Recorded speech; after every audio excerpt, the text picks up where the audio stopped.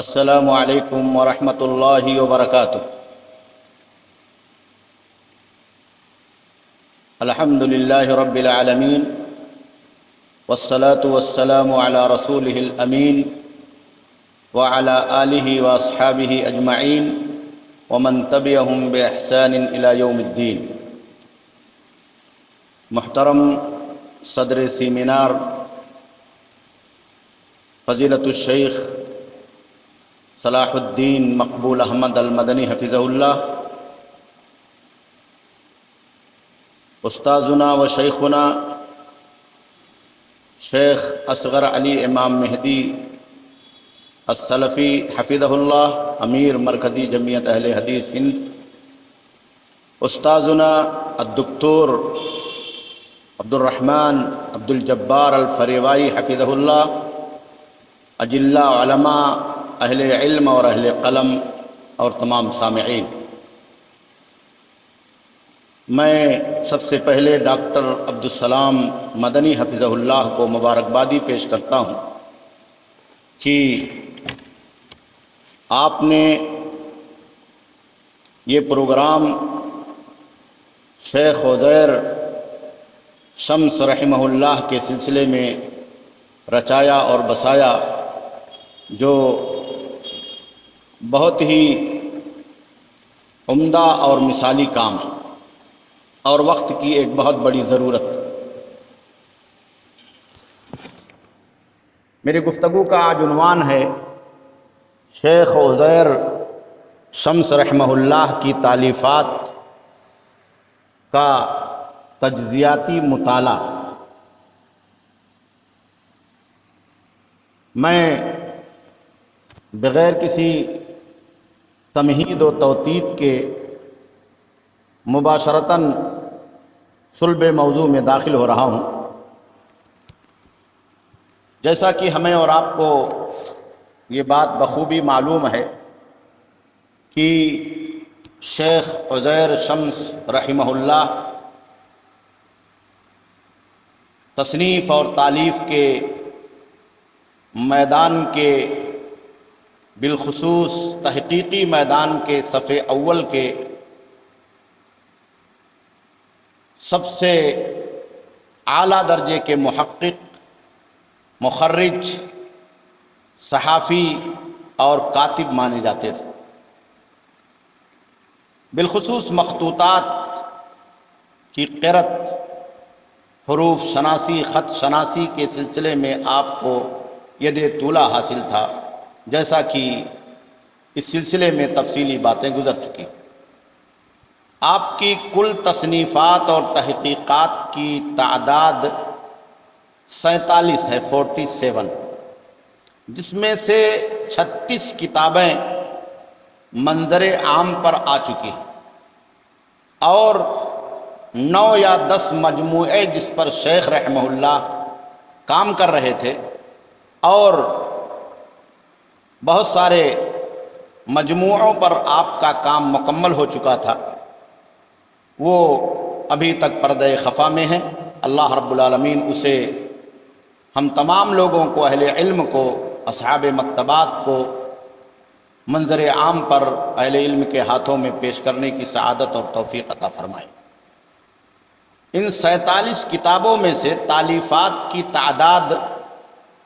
3 ہے۔ پرانی 2 کتابیں ہیں، ایک عربی میں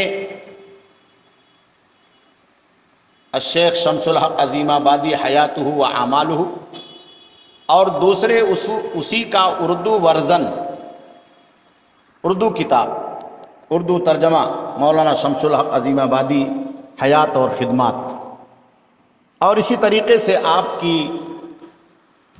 مضامین اور مقالات کا مجموعہ جو ابھی حال ہی میں حافظ شاہد رفیق کے کاوشوں سے اور ان کے اعداد اور ترتیب سے شائع ہوا ہے، مقالات عزیز۔ یہ کل 3 آپ کی تصنیفی اور تالیفی خدمات، اور اس کے بعد جو بقیہ 33 کتابیں ہیں وہ تحقیقی کتابیں ہیں، جسے آپ نے قدیم مخطوطات سے ایڈٹ کر کے اور اس کی تحقیق کر کے اور اپنا خون جگر جلا کر کے پیش کیا ہے اور شائع کیا۔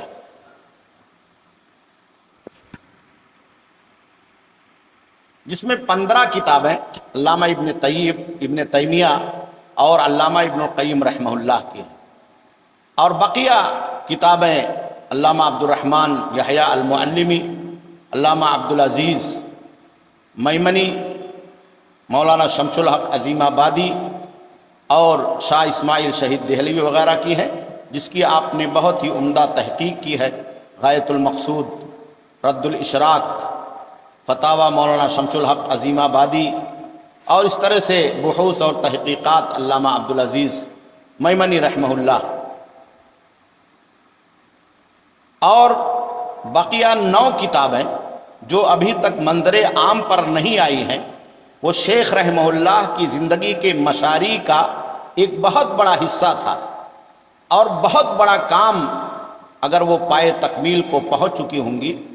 اور امید ہے بعض احباب نے اس بات کی خبر دی کہ اکثر پر شیخ نے کام کر لیا تھا یا کسی حد تک کام پائے تکمیل تک پہنچ چکا تھا، تو وہ ہمارے اور آپ کے لیے بالخصوص بر صغیر کے علماء کے لیے ایک بہت بڑا عمل ہوگا، ایک بہت بڑی خدمت ہوگی، جس میں علامہ محمد حیات السندی کے رسائل کا مجموعہ مکمل طریقے سے، شاہ ولی اللہ محدث دہلوی رحمہ اللہ کا مجموعہ مکمل طریقے سے، علامہ شمس الحق عظیم آبادی رحمہ اللہ کی کتابوں کا رسائل کا مجموعہ مکمل طریقے سے، میاں سید نذیر حسین محدث دہلوی رحمہ اللہ کے رسائل اور فتاوی کا مجموعہ مکمل طریقے سے، علامہ حسین ابن محسن الانصاری الیمانی کے رسائل اور فتاوی کا مجموعہ، اور اسی طریقے سے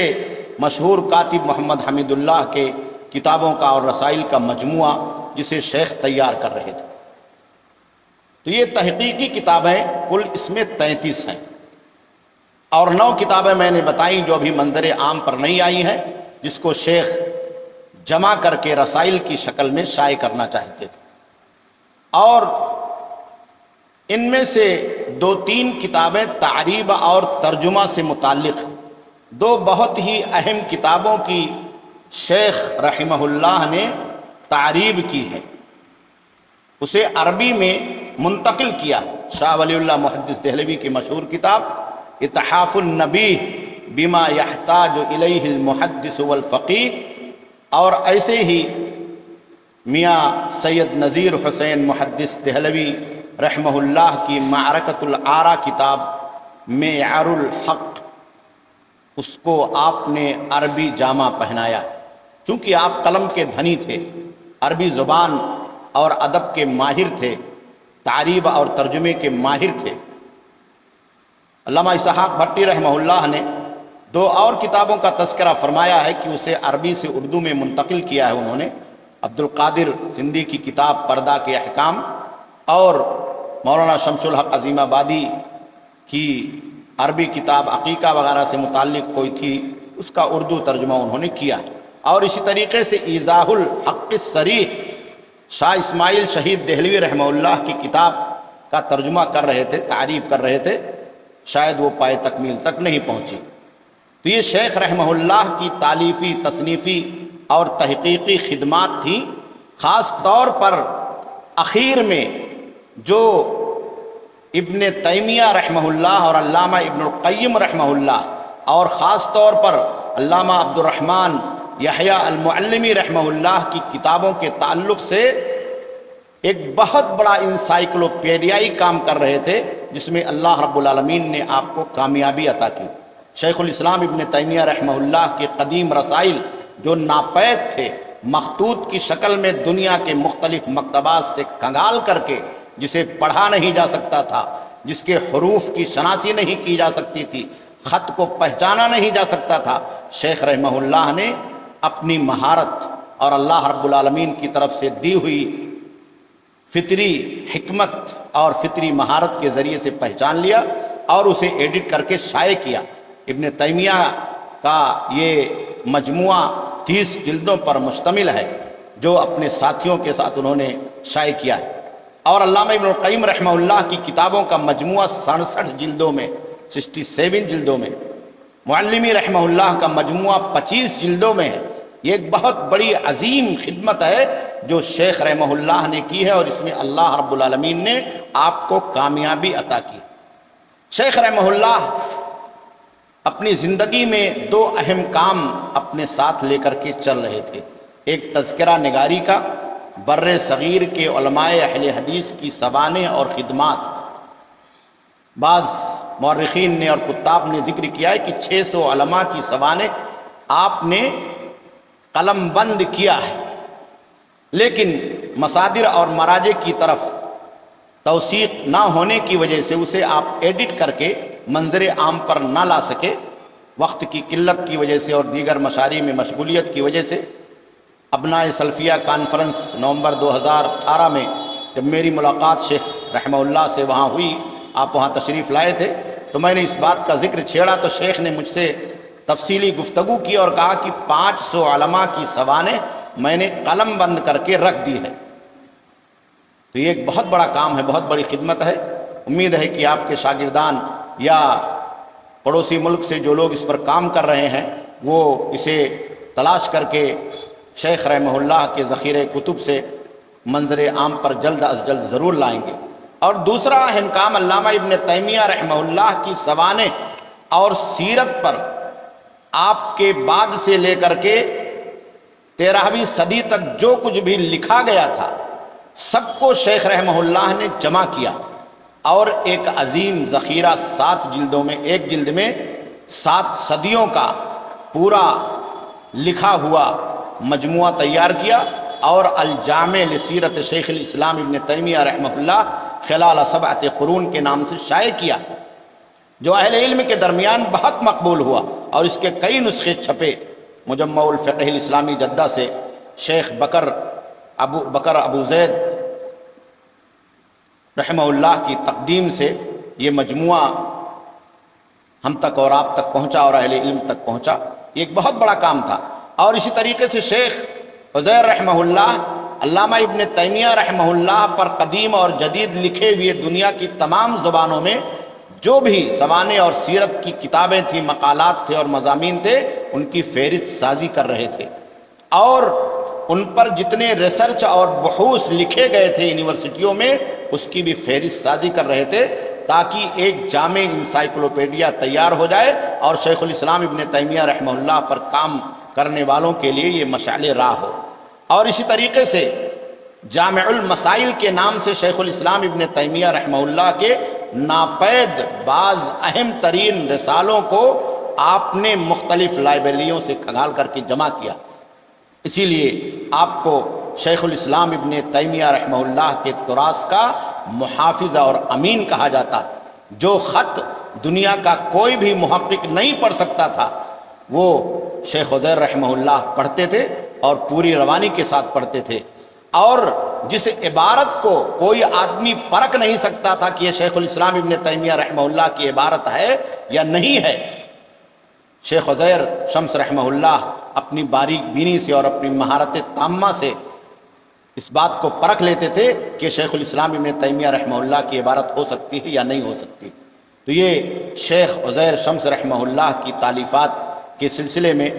خاکسار کی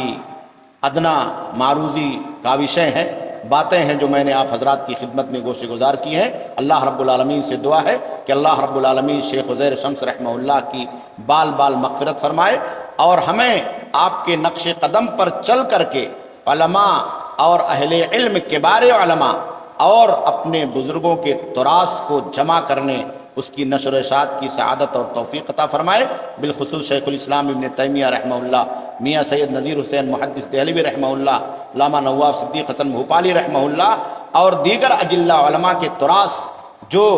لائبریریوں کی زینت بنے ہوئے ہیں، قدیم لائبریریوں کی زینت بنے ہوئے ہیں، اسے ضروری ہے کہ ہم اور آپ منظر عام پر لائیں، چاہے تحقیقی شکل میں، چاہے کسی اور شکل میں، چاہے ایڈٹ کر کے۔